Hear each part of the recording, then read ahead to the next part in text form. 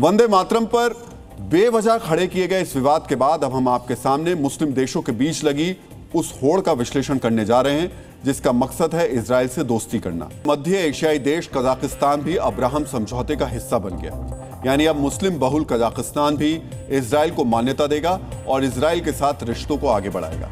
Kazakhstan से पहले UAE, Morocco, Sudan और बहरीन जैसे इस्लामिक मुल्क भी इस समझौते का हिस्सा बन चुके हैं। कजाकिस्तान का अब्राहम अकॉर्ड से जुड़ना क्या वाकई कोई बड़ी बात है या फिर यह ट्रंप के पीआर को बढ़ाने के लिए किया गया? इस मुद्दे को भी हम डिकोड करेंगे, लेकिन उससे पहले आपको अब्राहम अकॉर्ड को समझना चाहिए ताकि आप जान सकें कि मुस्लिम देशों में कथित एंटी इजराइल भावना पर यह समझौता कैसे विराम लगाता है।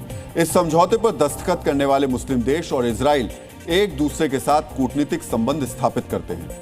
सभी मुस्लिम देशों के लिए यह अनिवार्य होता है कि वो फिलिस्तीन के मुद्दे को छोड़कर इजराइल को पूर्ण मान्यता दें।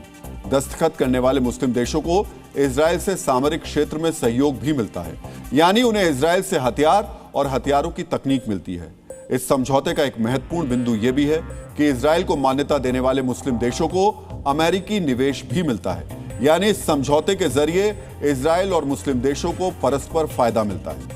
अब हम उस मुद्दे की बात करते हैं जो हमारे विश्लेषण में पहले उठा था, यानी क्या वाकई कजाकिस्तान जैसे मुस्लिम बहुल देश को अब्राहम समझौते का हिस्सा बनाकर ट्रंप ने कोई बड़ा तीर मार लिया है? इस सवाल का जवाब तलाशने के लिए आपको समझौते से पहले इजराइल और कजाकिस्तान का इतिहास ध्यान से देखना और समझना चाहिए। सोवियत संघ के विघटन के बाद से ही इजराइल और कजाकिस्तान के बीच कूटनीतिक रिश्ते स्थापित हो गए थे। 1998 में दोनों देशों के द्विपक्षीय व्यापारिक समझौते पर दस्तखत किए गए थे जो आज तक कायम है।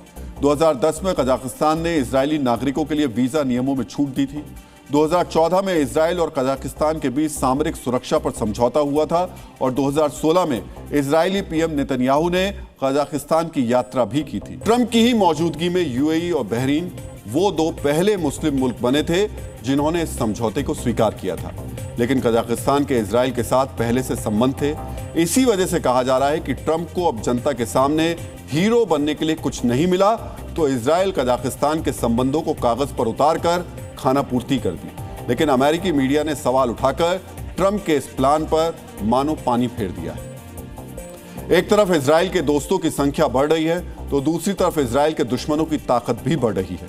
अब से थोड़ी देर पहले ईरान ने एक लॉन्ग रेंज बैलिस्टिक मिसाइल के परीक्षण का दावा किया है जिसकी रेंज 10,000 किलोमीटर बताई जा रही है।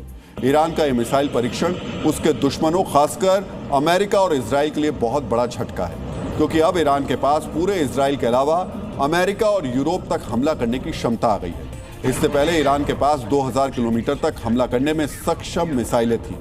अगर भविष्य में ईरान परमाणु हथियार भी हासिल कर लेता है तो उसके दुश्मनों के लिए यह मिसाइल एक अचूक अस्त्र बन जाएगी।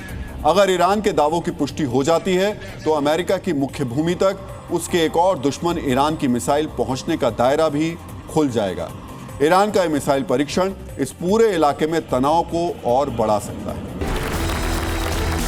किसको अच्छा कर्म माने और किसको बुरा कर्म माने? धर्म किसके लिए है, अगर ये पकड़ लिया तो धर्म क्या है ये अपने आप साफ हो जाएगा। क्या आप भी सहमत हैं कि कर्म ही धर्म है? ये परंपराएं, ये रस्मों रिवाज, इनका धर्म से दूर दूर तक कोई लेना देना नहीं है। आचार्य जी, ये इतना अंतर्द्वंद क्यों?